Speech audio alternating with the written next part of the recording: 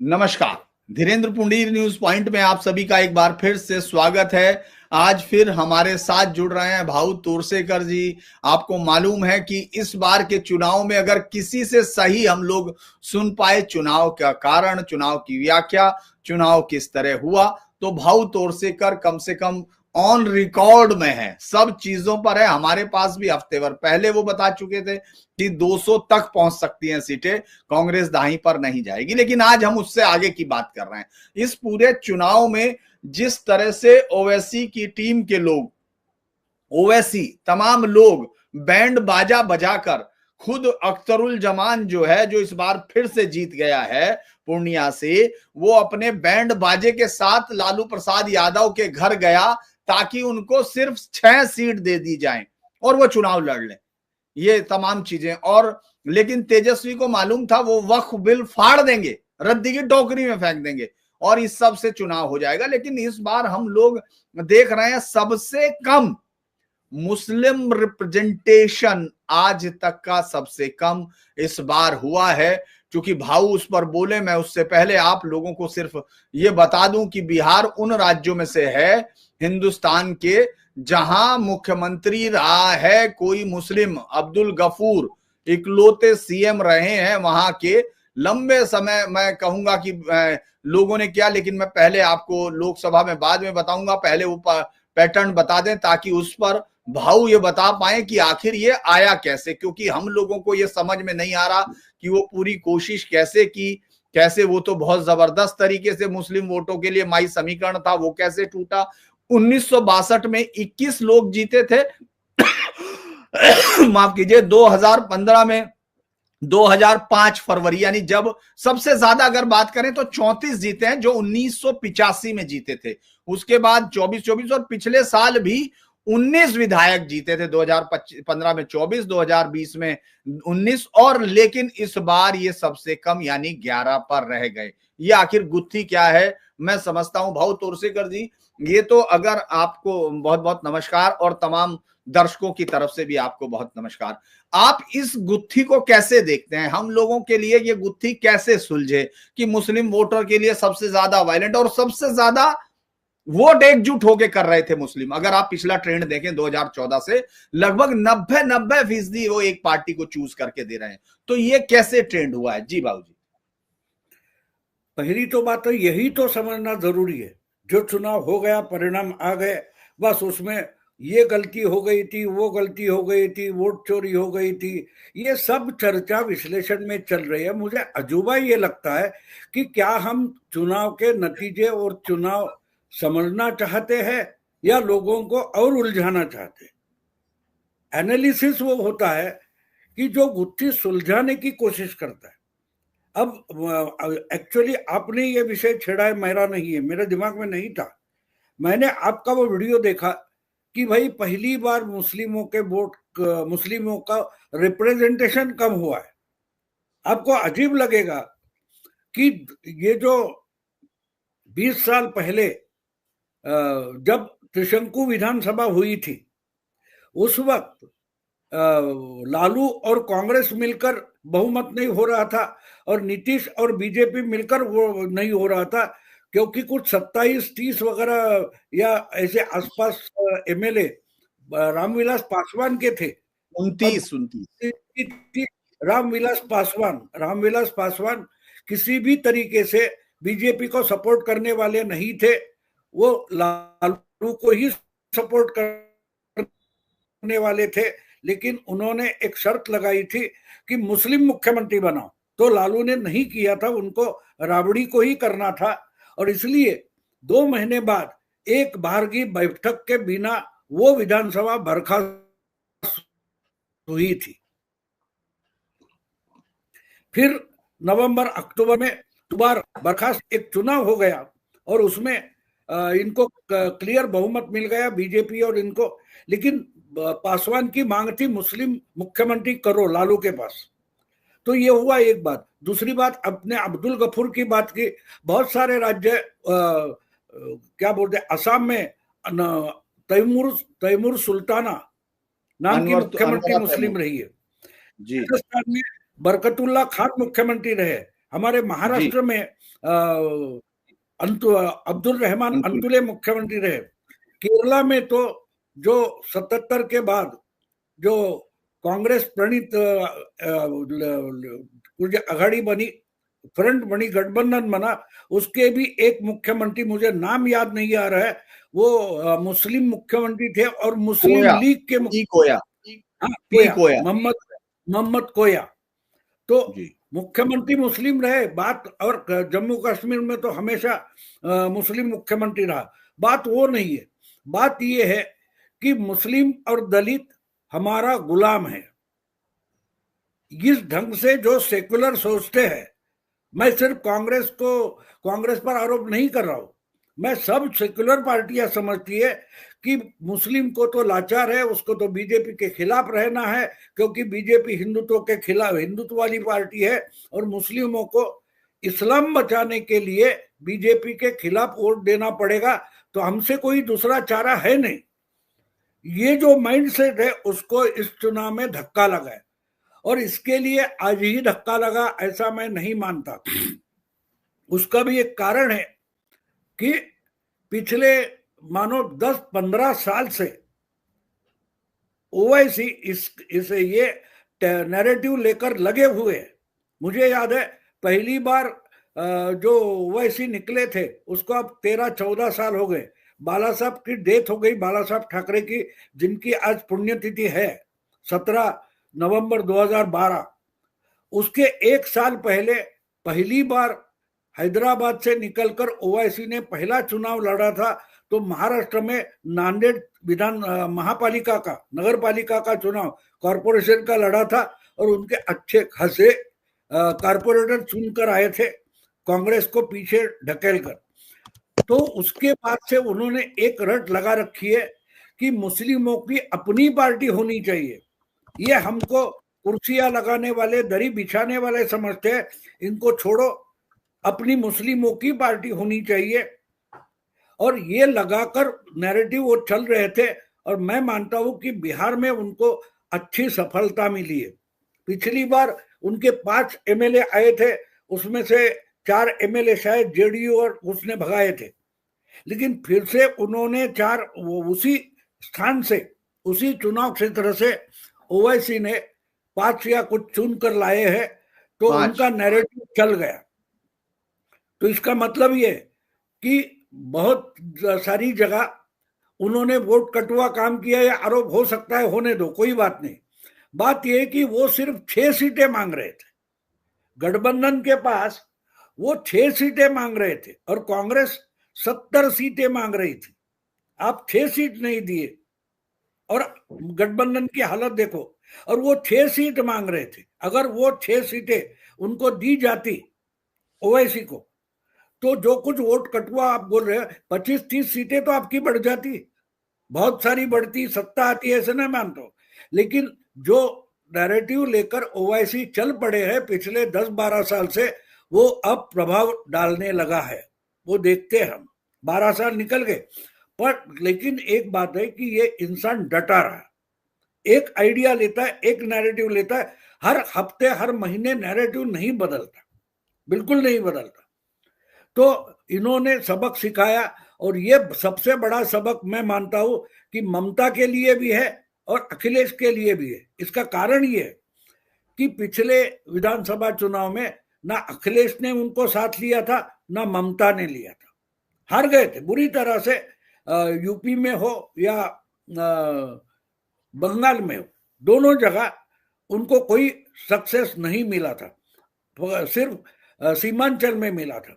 लेकिन आज अगर इन्होंने करके दिखाया है, और अपने कारण, अपने वोट काटने के कारण या मुस्लिमों को अलग करने के कारण अगर उन्होंने कांग्रेस और आरजेडी को सबक सिखाया, तो ये बात इंपॉर्टेंट है।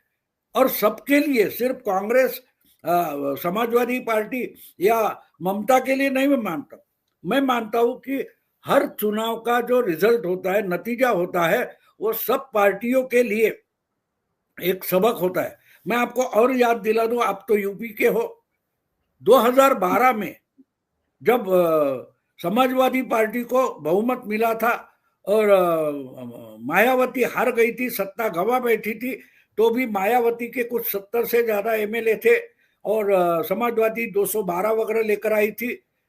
बीजेपी सिर्फ उस वक्त 12, 14, 22 ऐसे कुछ सीट पर थी, तीसरे या चौथे नंबर पर थी। मेरा कहने का मतलब यह है कि उस 2012 के चुनाव में जो नतीजे सामने आए उससे यूपी में हिंदू कंसोलिडेशन शुरू हुआ था। आपको याद होगा तो 403 में 68 मुस्लिम एमएलए चुनकर आए थे, उतना रिकॉर्ड यूपी में कभी नहीं हुआ था। और वहीं से 2014 की पृष्ठभूमि तैयार हो गई थी। आम वोटर भी चकित हो गया था, अरे क्या हो गया, कांग्रेस हो, मायावती हो या समाजवादी पार्टी हो, ये जो सेक्युलर पार्टियां, उन सबके मिलाकर या इंडिपेंडेंट मिलाकर 68 निकले थे, 68 मुस्लिम एमएलए निकले थे। और उसके 2 साल बाद जब लोकसभा का चुनाव हुआ तो 80 में से एक भी मुस्लिम एमपी नहीं बना था।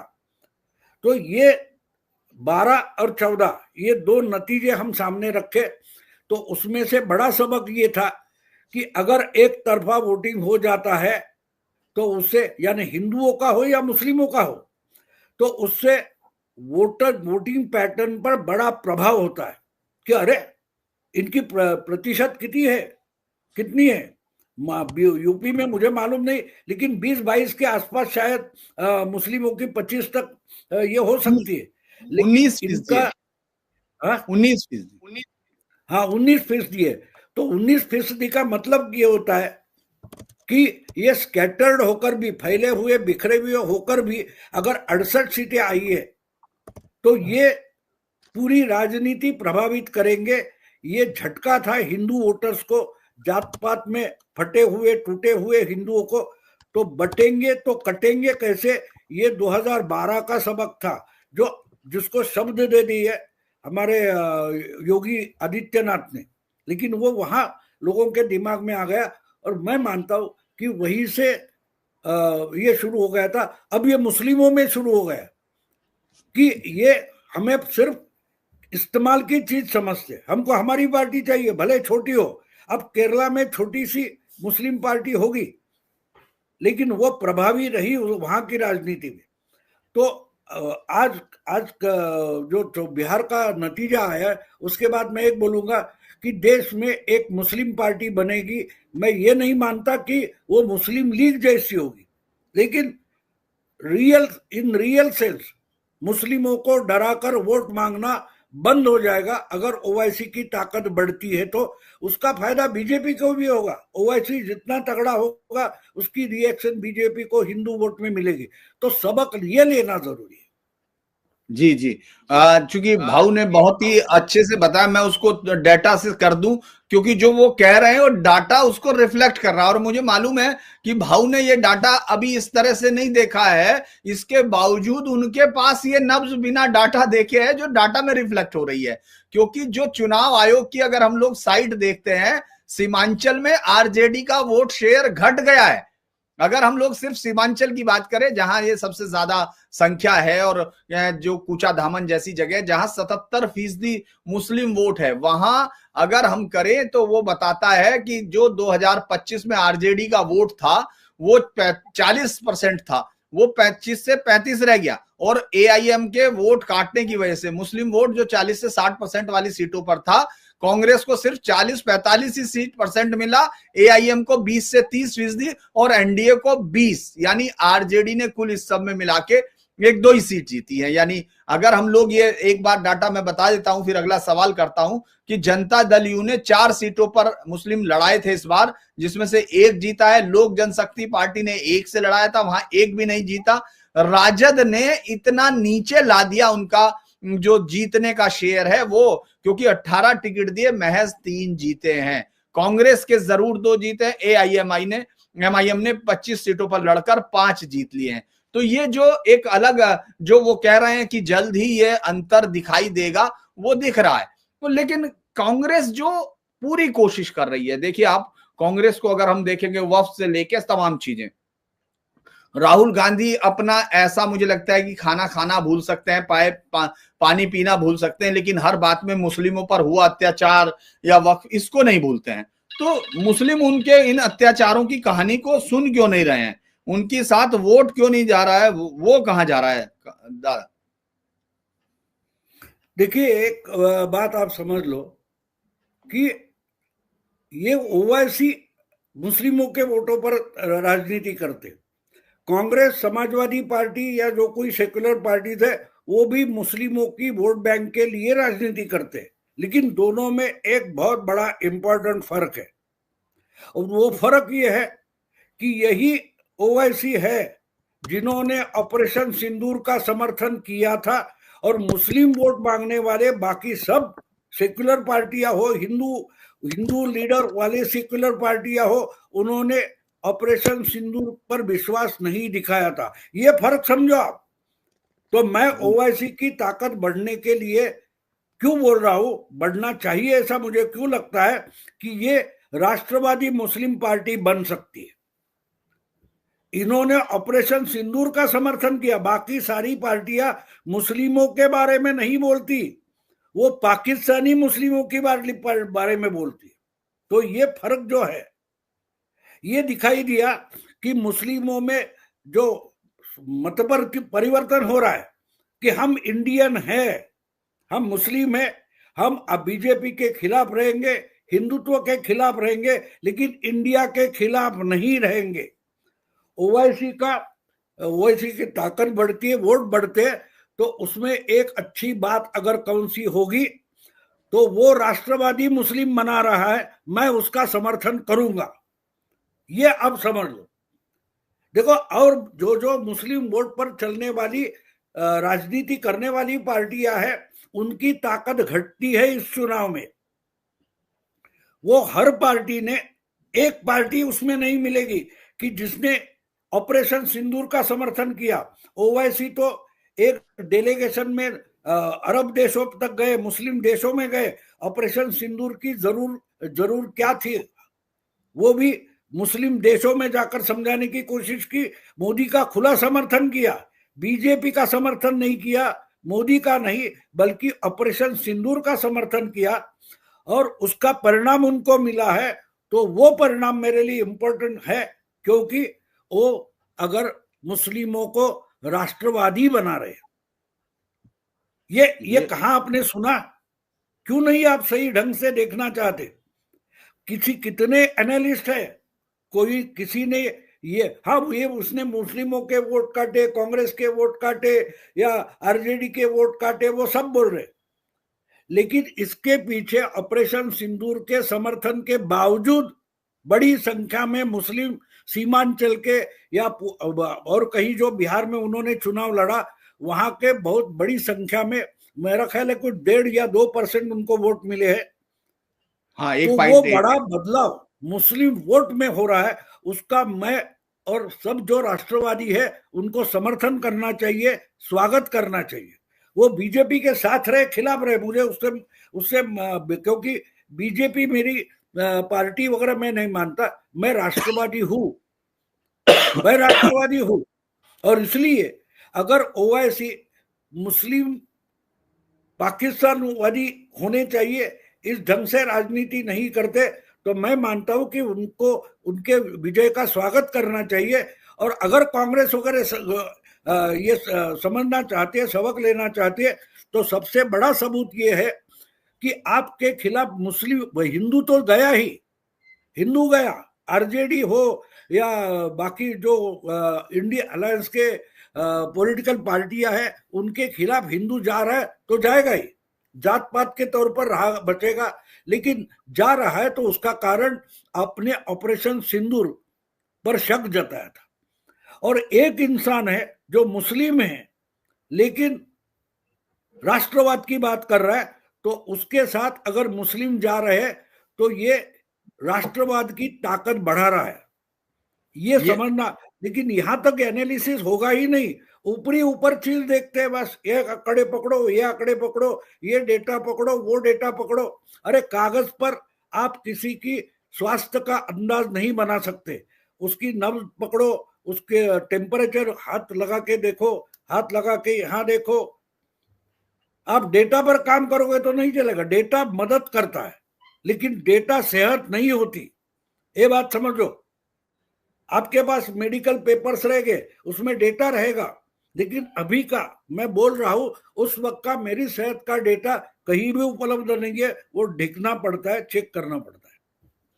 बात तो भाऊ ने जो बातें कही हैं उससे बहुत सारे दर्शकों को ये लग रहा है कि भाऊ की बात से कि हम ओवैसी पे यकीन नहीं कर सकते, हम मुस्लिमों पे यकीन नहीं कर सकते, उनका ये कहना है इस पूरी लड़ाई में। लेकिन एक पॉइंट जो भाऊ ने कहा है उसको आप तमाम लोगों को ये समझने की जरूरत है कि इस पॉइंट पर हम वाकई गौर नहीं कर रहे हैं कि बाकी जो तमाम पार्टियां हैं, कांग्रेस ने जो किया है, उन्होंने पूछा है, इस देश में वो ऐसी पार्टी पहली होगी दुनिया में जो ये पूछ रही है कि हमारा नुकसान क्या हुआ और हमको बताइए कितने प्लॉट गिरे। वो ऑपरेशन सिंदूर का समर्थन नहीं कर रहे हैं, रुकने के बाद उछल के वो सामने आए हैं।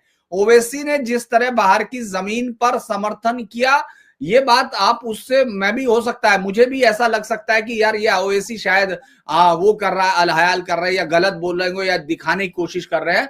लेकिन उसके बावजूद, इस दिखाने के बावजूद अगर मुस्लिम वोट उनके साथ गया है तो इस पर वाकई गंभीरता से विचार करने की बात है।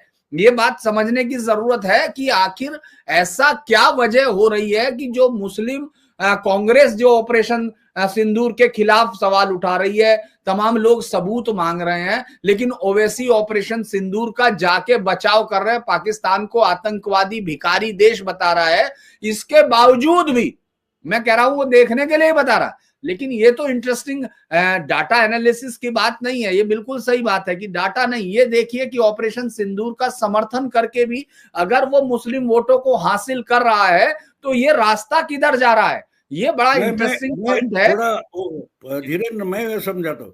देखो जी हाँ, समझाइए। मैं ओवैसी से सहमत नहीं हूं, मैं उसका स्वागत कर रहा हूं। और मैं अकेला नहीं हूं। 400 साल पहले कभी आदिल शाह से, कभी निजाम से, शिवाजी महाराज ने भी स्वागत किया था कि एक सुल्तान से हाथ मिलाओ और दूसरे बादशाह को हराओ, फिर उससे हाथ मिलाओ और तीसरे बादशाह की जो बादशाह से लड़ाई करो। तो ये मैं नहीं बोल रहा हूं, मैं शिवाजी महाराज के महाराष्ट्र से आता हूं और ये रणनीति होती है। स्वागत करना, सहमत होना अलग बात होती है। तो मैं उसका स्वागत इसलिए कर रहा हूं कि अगर ये बिना कन्वर्ट हुए डुप्लीकेट मुस्लिमों का पर्दाफाश कर रहा है, मुखौटा फाड़ रहा है, तो मैं उसका स्वागत करूंगा। मैं स्वागत कर रहा हूं, मैं उसके साथ नहीं जा रहा हूं। मैं एक रणनीति के तौर पर, अगर ये मुस्लिम वोट बैंक की राजनीति करने वाले, मुस्लिम वोट बैंक पर निर्भर रहने वाले हैं, उनकी ताकत घटा रहा है, तो उसके साथ उसकी ताकत यानी उसको प्रोत्साहन देना मैं मेरी जिम्मेदारी मानता हूं। जो उस समय शिवाजी महाराज ने भी किया था, मुगलों को खिलाफ लड़ना है तो आदिल शाह हो, निजाम हो या और कोई थे, उनसे हाथ मिलाया था क्योंकि वो जरूरत थी उस वक्त की। आगे चलकर मराठेशाही पर कटक तक गई, अफगानिस्तान तक गई, पानीपत तक गई, तंजावर तक गई, बाद में गई। लेकिन शुरुआत जब होती है, सामने वाले की रीढ़ की हड्डी तोड़ने के लिए कुछ एडजस्टमेंट करना जरूरी होता है। तो रणनीति के तौर पर इसको देखना पड़ता है कि ये जो कर रहा है वो अगर एक मिथ है मुस्लिम वोट बैंक। जब 2014 के पहले हमारे यहाँ बहुत सारे वाद प्रतिवाद होते थे, तो मुझे बहुत सारे पत्रकार, पुराने या नए थे, वो जोर शोर से बोलते थे, अरे मुस्लिमों को अलग रखकर आप सरकार बना ही नहीं सकते। और आज भी बीजेपी मुस्लिमों को 1% भी टिकट नहीं देती, फिर भी सत्ता में है, दो बार बहुमत लाया।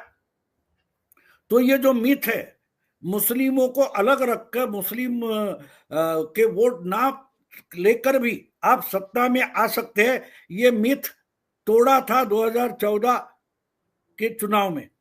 आज मैं ये मानता हूं कि जो पार्टियां उस मिथ पर आज भी टिकी हुई है, उनकी हिम्मत तोड़ना बहुत इंपॉर्टेंट है। वो बीजेपी नहीं करेगी, वो काम अगर ओवैसी कर रहा है तो मैं उसका स्वागत करूंगा। और बिल समझ लो मेरे शब्द, मैं स्वागत कर रहा हूं, उसको साथ लेने की बात नहीं कर रहा हूं। ये आप समझ लो, जितना ओवैसी तगड़ी ताकत बनकर उभरेगा उतना जी मुस्लिम वोट बैंक पर निर्भर हुए जो पार्टियां हैं उनकी हिम्मत खस्ता हो जाएगी। और वो अगर वहां से निकल पड़े तो फिर हिंदुत्व की लड़ाई और प्रोग्रेसिव होती जाएगी, शक्तिशाली होती जाएगी।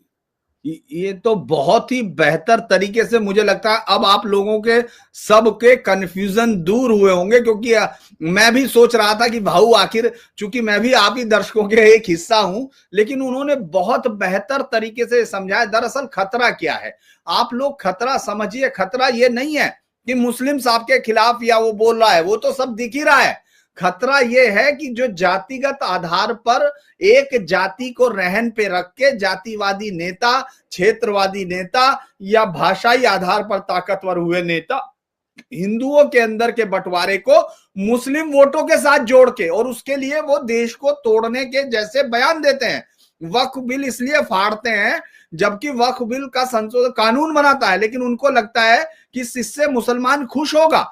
और चूंकि मुस्लिम अकेला इस विरोध में अगर अकेला होता है तो फिर आसानी से आप मुकाबला कर सकते हैं। यही उन्होंने बताया कि ये मित्र टूट गया कि बिना मुस्लिम के सरकार नहीं बनेगी। सरकार बड़े आराम से, बड़े ताकतवर बहुमत के साथ बनी, एक भी कैंडिडेट दिए बिना बनी। तो ये बात समझने की जरूरत है कि जब तक राम भक्तों पे गोली चलाने वालों का बेसिक आधार नहीं खिसकता, और उसको बीजेपी नहीं खिसका सकती है क्योंकि वो जातिवादी आधार पे बने हुए नेताओं का माई समीकरण है। माई समीकरण की धज्जियां अगर कोई उखेड़ सकता है तो वो ओवैसी है। इसीलिए वो ओवैसी का रणनीति, और इतना बड़ा उदाहरण अगर मुझे लगता है कि किसी को समझ में नहीं आ रहा तो ये उसके लिए इतिहास की समझ उसकी क्या है कि महाराज शिवाजी की धरती से आके उनके एक एक समीकरण को आपको बताया जा रहा है। तो मुझे लगता है ये एक बहुत इंसाइट है, मेरे लिए तो बहुत इंसाइट है। आप में से कितनों को होगा, क्योंकि मैंने वाकई इस तरह नहीं सोचा था। मैं बार बार सोच रहा था कि ओवैसी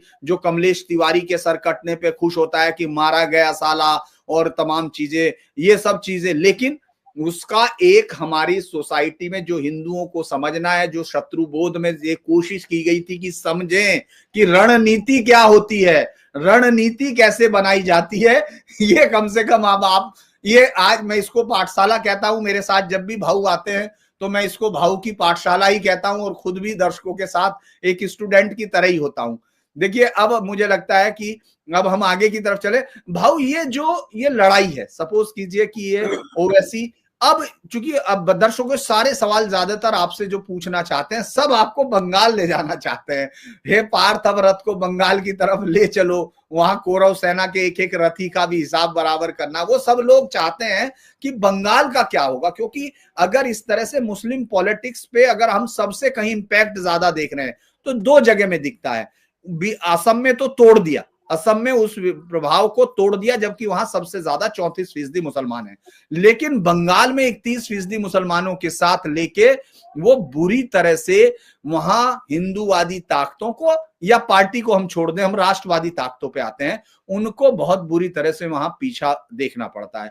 क्या वो है? और एक और सवाल आया कि भाऊ सर से पूछेंगे आरएसएस अपने काम पे निकल गए क्या बिहार से बंगाल, जो आपने बताया था लोगों को याद है, महाराष्ट्र वाला। जी, तो दोनों सवालों का आपसे शुरू कर रहे हैं। बंगाल में 1 साल हो गया पहले से काम चल रहा है। देखो, एक होता है काम कैसे होता है। हम मोदी जी की या कई बड़ी किसी की रैली देखते, बड़े बड़े तंबू टेंट लगाए होते, वो टेंट 2 घंटे पहले नहीं लगते, 2-2 3-3 दिन पहले उस मैदान में वो टेंट लगना शुरू हो जाता है। और आखिरी दिन, आखिरी समय में मोदी जी वहां पधारते, भाषण करते, निकल जाते। तो वो जो टेंट लगाने की जो मेहनत होती है वो चुनाव में बहुत पहले से होती है। बिहार में हमने रिजल्ट देखा है, लेकिन बिहार में कम से कम 6-7 महीने से 8-9 महीने कम से कम हो गए कि वहां की पूरी एक टेंट लगाने की तैयारी शुरू हो गई थी।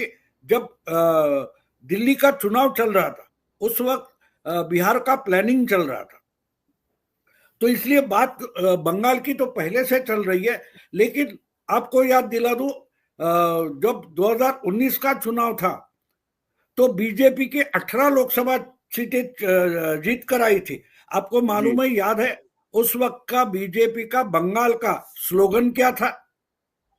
चुपचाप कमल छाप। हाँ, यस, चुपचाप कमल छाप, है ना? हाँ जी। तो बकैती करके 18 सीटें नहीं आई थी, लेकिन उसके बाद जब 2021 का विधानसभा चुनाव आ गया, बकैती बहुत हो गई, चुपचाप नहीं थे और फेल हो गए। तो अभी से बंगाल में क्या चल रहा है ये आपको समझने की जरूरत नहीं है। वहां आरएसएस काम कर रही है।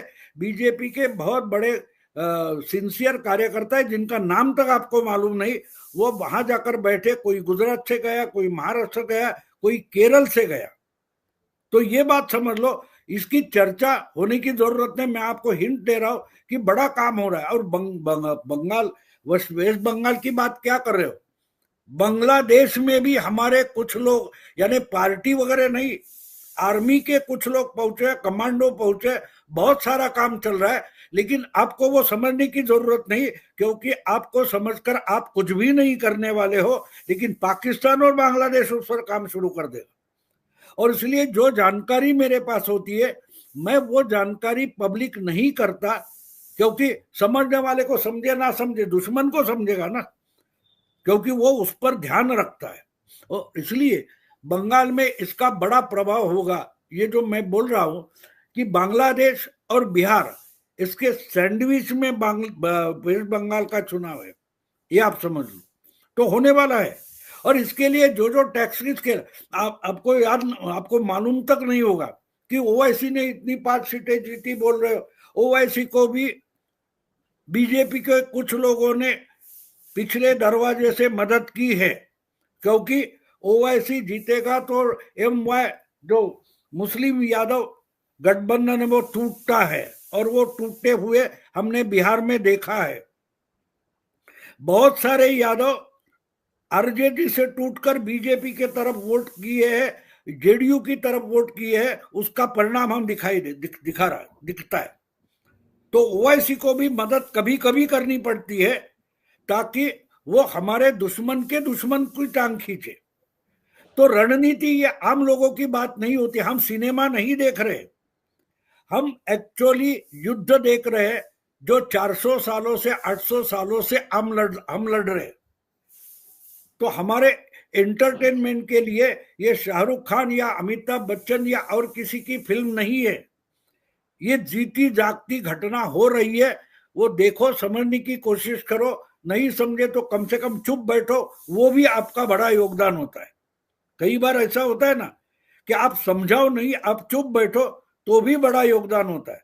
राहुल गांधी अगर पार्टी का काम करना बंद करे तो उनका कांग्रेस के लिए बड़ा योगदान हो सकता है। ये बात समझ लो आप। कभी कभी आप मदद करने जाते हो, लेकिन आपकी मदद ही बड़ा संकट बन जाती है। तो इसलिए जो कुछ चल रहा है वो आपको सब समझने की जरूरत नहीं। परिणाम होने के बाद देखो, आज हमारे सामने बिहार का परिणाम है, जो मैं पिछले 6-7 महीने से बोल रहा हूं कि महाराष्ट्र के बाद जो लोग निकले, महाराष्ट्र विधानसभा के बाद, वो कुछ दिल्ली गए, कुछ बिहार गए थे। तो आज 10 महीने की मेहनत का फल हम देख रहे हैं। अब ये सब 10 महीने पहले से मैं बोल रहा हूं, ठीक है, लेकिन आरएसएस आपको वो समझाते बैठ जाए तो आरएसएस काम कब करेगी? आरएसएस काम कब करेगी? राहुल गांधी आकर वोट चोरी की यात्रा निकालते हैं। अरे कार्यकर्ताओं को गली मोहल्ले में, गली कुचे में, गांव गांव बस्ती में जाना था, उस वक्त बोलते हैं नहीं नहीं मुझे भीड़ चाहिए, मैं मोर्चा निकाल रहा हूं, मैं पदयात्रा निकाल रहा हूं, कैमरे के सामने भीड़ दिखनी चाहिए, गली मोहल्ले में नहीं जाने की जरूरत है, आ जाओ मेरे पदयात्रा में। और राहुल ने अपनी ही पार्टी के जो वोटर हो सकते थे उनके पास कार्यकर्ताओं को जाने से रोका, और न्यूज अच्छी बनाई, न्यूज बहुत बढ़िया बनी। राहुल गांधी की पदयात्रा हो, भाऊ राहुल गांधी का जो जो कुछ है, मीडिया में उन्होंने जीत लिया था, चुनाव हार गए। तो एक बात ध्यान में रखो, जो कुछ होता है वो सब आपको समझने की जरूरत नहीं, आप फल खाओ। आप क्यों पूछ रहे कि ये आम है, उसका पेड़ कौन से साल में लगा था, वो कहां से लाया था, कौन सी नर्सरी से लाया था, मत पूछो। आम खाओ, आम का मजा ले लो। 3 महीने आम का सीजन होता है, बाकी 9 महीने वो कौन मेहनत करता है उसका नाम तक आपको पता नहीं, तो वो जानने की कोशिश भी मत करो, आम के मजे ले लो।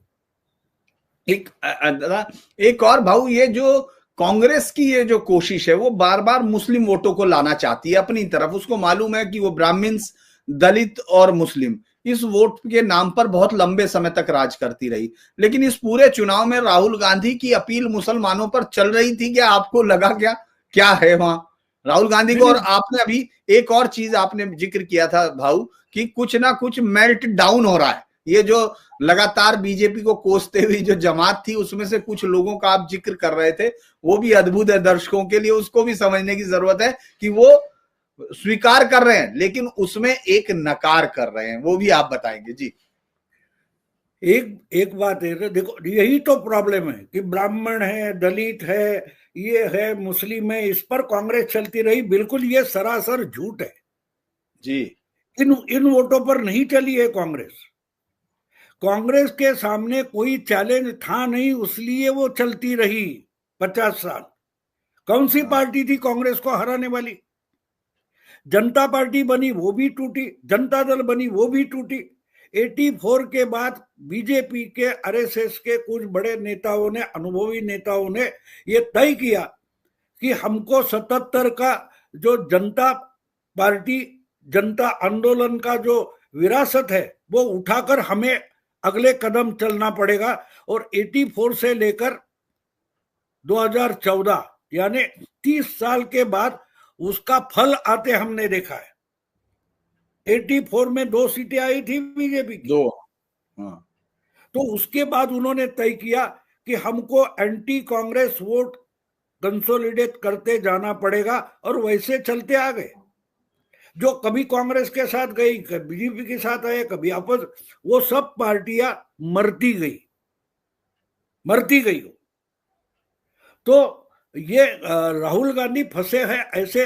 यूनिवर्सिटी के डाटा जो आते हैं, रिसर्च पेपर आते हैं, उसमें फंसे रहे। आहिस्ता आहिस्ता कांग्रेस पार्टी सिर्फ जेएनयू में सिमट जाएगी।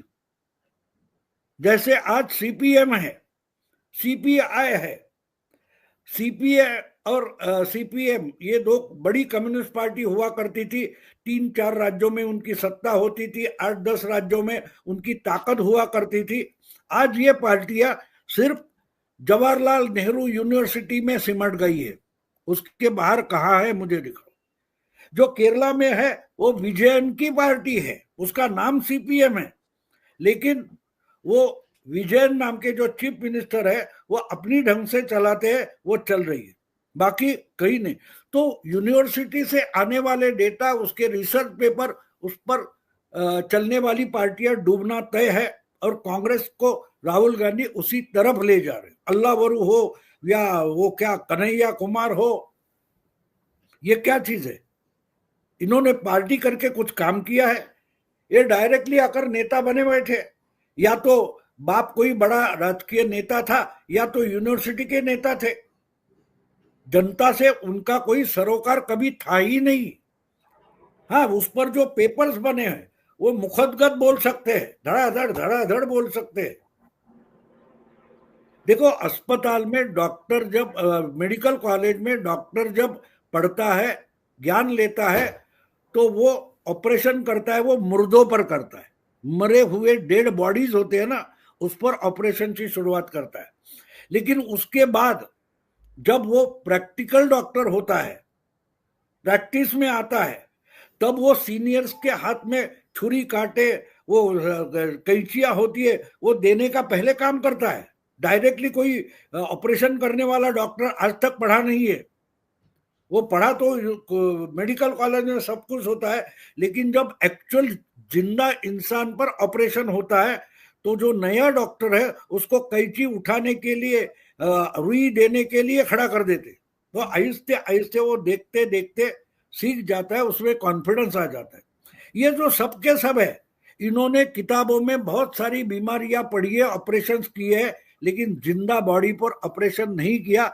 इनके हाथों में आप ऑपरेशन दे दोगे तो operation successful, patient is dead, patient मर जाता है। तो यही तो हुआ है। और इसलिए मैंने आपको बोला कि ये मुस्लिम वोट का जो है वो एनालिसिस होना चाहिए, समझने की और सबक की बात वो है। एक और सवाल है, अगर मैं एक सवाल के तौर पे देखूं, अच्छा आप जो बता रहे थे जो मेल्ट डाउन हो रहा उस पे अगर हम लोग बात कर दें, क्योंकि आपको जाना भी है, बहुत ज्यादा देर मैं रोकूंगा नहीं, लेकिन दर्शक इस समय चूंकि संख्या में जुड़े हुए थे, उनके सवाल भी थे। लेकिन मैं ये एक सवाल है कि दक्षिण भारत में खासकर केरल और तमिलनाडु में बीजेपी क्या कर सकती है, उसको क्या करना चाहिए? देखो, एक समय था बीजेपी 4-3% बनती, आज अगर 16-17% पर आई है। तो देखो, एक होते गुब्बारा जो होता है, जब उसमें हवा नहीं होती तो बिल्कुल छोटा हो जाता है। हवा भरो तो 2 मिनट में इतना बड़ा दिखाई देगा, जो इतना सा होता है। बात यह है कि बीजेपी को शाश्वत सस्टेनेबल ग्रोथ चाहिए, तो आहिस्ते आहिस्ते बढ़ रही है, आहिस्ते आहिस्ते बढ़ रही है। अगर 2-3% से शुरू करके आज अगर 15-17% पर बीजेपी केरला में भी आई है तो छोटी बात नहीं है। तमिलनाडु में जहां नामो निशान नहीं था बीजेपी का, जब कांग्रेस वहां मुख्यमंत्री बनाती थी, वहां से अगर बीजेपी आज वहां 10-11% पर आ गई है तो आहिस्ता आहिस्ता 10 साल और लगेंगे, कोई बात नहीं। लेकिन 10 साल के बाद आज उड़ीसा में बीजेपी का अपने बहुमत पर मुख्यमंत्री है। गुजरात में आप 50 साल पीछे जाओ, 74 में बीजेपी के सिर्फ 12 एमएलए थे, 12। तो आज कहा, आज उनको कोई हरा नहीं सकता। तो ये सस्टेनेबल ग्रोथ होती है, वो इंपॉर्टेंट होती है। जिनको फटाफट देखो, मैं हमेशा बोलता हूं कि मैं नूडल की जनरेशन नहीं हूं। मैं बाजार में मिलने वाले बोतल बंद अचार है वो मैंने नहीं खाए। मेरी उम्र जो 50 साल तक की उम्र थी, मेरी दादी ने या मेरी नानी ने घर में बनाए हुए 5-5 साल जो पके हुए अच्छे अचार है, पापड़ है, वो मैंने खाए। बाजार से पापड़ लाकर अचार लेकर हम नहीं खाए हो। तो हमारा इस पर विश्वास है कि आहिस्ते आहिस्ते पैर जमाकर खड़ा हो जाओ तो आप बहुत सारी, आज 78 की उम्र में मैं दिन में 4-4 वीडियो बना सकता हूं, तो उस आचार के कारण। नूडल खाता तो बहुत जल्दी मर जाता। तो बीजेपी उस ढंग से बढ़ रही है, अच्छी बढ़ रही है, जल्दबाजी बीजेपी को नहीं है। जी, एक आखिरी सवाल है, क्योंकि मैं अब नहीं रोकूंगा, क्योंकि सवाल तो बहुत सारे थे, लेकिन आखिरी सवाल है, क्या कभी मुस्लिम वोटर्स बीजेपी को वोट कर सकता है क्या? जैसे वो आपके सवाल पर वो कर रहे हैं, जो आपने वो दिया वक्ता, उनका कहना है कि इन्होंने देश प्रेमी मुस्लिम लोगों ने कांग्रेस को और विपक्षी पार्टियों को सालों से चुनाव में वोटर देकर साथ दिया, लेकिन सभी पार्टियों ने मुस्लिमों के लिए कोई काम नहीं किया। बीजेपी को कर दे एक बार सपोर्ट, वो तो काम कर रही है। देखिए, पाकिस्तान बनने तक, यानी देश का विभाजन होने तक, 1-2% मुस्लिम भी कांग्रेस को वोट नहीं करते थे। विभाजन हो गया, अब अगर यहां रहना है तो किसको वोट करेंगे? क्योंकि वही मुस्लिम लीग थी जो बोलती थी कांग्रेस से अलग थी, क्यों कि हम मुस्लिमों की पार्टी है और कांग्रेस हिंदुओं की पार्टी है।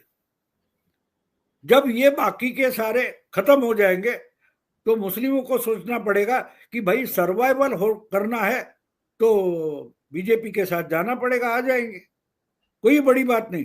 मैं ये गर्म हवा नाम की फिल्म है श्याम बेनेगल की, उसमें देखो एक ये सिचुएशन है कि वो मुस्लिम लीग का बड़ा नेता होता है और बाद में वो कांग्रेस में आ जाता है, तो कोई उसको बोलता है अरे तुमने जिना को छोड़ दिया। अरे यार, जिना का नाम मत लो, क्योंकि सर्वाइवल जरूरी होता है। तो ये बदलाव होते हैं, दुनिया बदलती है, उस पर भरोसा रखना पड़ता है। जब पहली ईंट लगा देते हैं ना, तो सोचना पड़ता है कि ईंट पहली लगा रहे, जिसको हम कौन शिला बोलते हैं, तो वो पहली ईंट लगती है, 2 साल बाद बंगला होगा। इस पर भरोसा नहीं होगा तो पहली ईंट भी नहीं लगाओगे, और पहली ईंट नहीं लगाओगे तो बंगला बनाने का सपना 50 साल सपना ही रहता है। तो पहली ईंट लगाई, बिल्डिंग कहाँ है पूछोगे तो सॉरी, आपका बंगला नहीं बनेगा। धन्यवाद। क्योंकि बात तो करने की बड़ी इच्छा थी तमाम लोगों की, लेकिन भाऊ को जाना है, मैं इसीलिए उनको, क्योंकि हम लोगों को भाऊ जी, वरना तो भाऊ से मैं एक और पूछता कि वो आजकल जो नया मेल्ट डाउन हो रहा है, जो पत्रकार घूम घूम के कह रहे हैं कि हम समझ गए, हम लोग मोदी को देखना नहीं चाह रहे, लेकिन वो भी सच नहीं बोल रहे हैं। ये यहाँ के साथ अगर भाऊ चाहे तो छोटा सा जवाब दे सकते हैं, नहीं तो हम लोग यही खत्म करते हैं इस यात्रा। वो पूरा अलग एक सब्जेक्ट करेंगे, कोई बात नहीं। जी जी, बहुत अच्छा है, वो एक पूरा सब्जेक्ट होगा और वो भी बहुत बेहतर होगा। तो आज ये भाऊ की पाठशाला का हम लोग यही करते हैं, आज का चैप्टर यही खत्म करते हैं। बहुत बहुत धन्यवाद भाऊ, आप जुड़े, और तमाम दर्शकों की तरफ से मैं भी आपको अभिवादन करता हूं और धन्यवाद करता हूं। आप तमाम लोग भी न्यूज पॉइंट को देखिए, सपोर्ट कीजिए और शेयर कीजिए, और भाऊ जैसे जो गुरुजन है उनसे सीखते रहिए। तो नमस्कार, आप जुड़े उसके लिए बहुत बहुत धन्यवाद भाऊ।